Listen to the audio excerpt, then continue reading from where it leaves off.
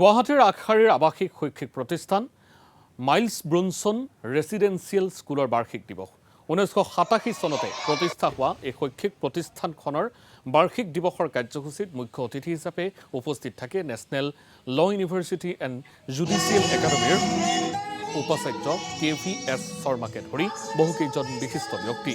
এই অনুষ্ঠানত ছাত্ৰ ছাত্ৰীসকলে বিভিন্ন সাংস্কৃতিক কাৰ্যসূচী প্ৰদৰ্শন কৰে।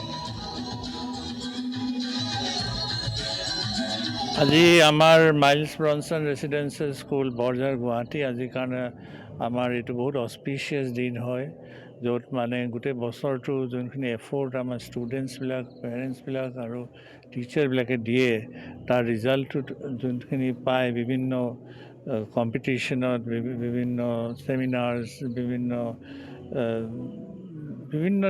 এৰিয়াজত যোনখিনি সিহঁতৰ ছাকচেছ হয় সেইটো আজি আমি চেলিব্ৰেট কৰোঁ, আমি সেইটো এৱাৰ্ড দিওঁ।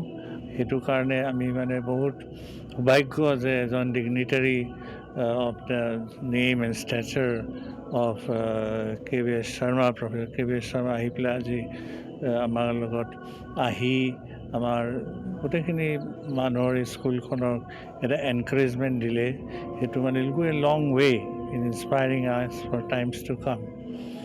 আৰু ল'ৰা ছোৱালীবিলাকে আজি বহুতখিনি পঢ়া, খেলা, ডেন্স, ড্ৰামা, মিউজিক বহুতখিনি দিশতে সিহঁতি আগবাঢ়িছে।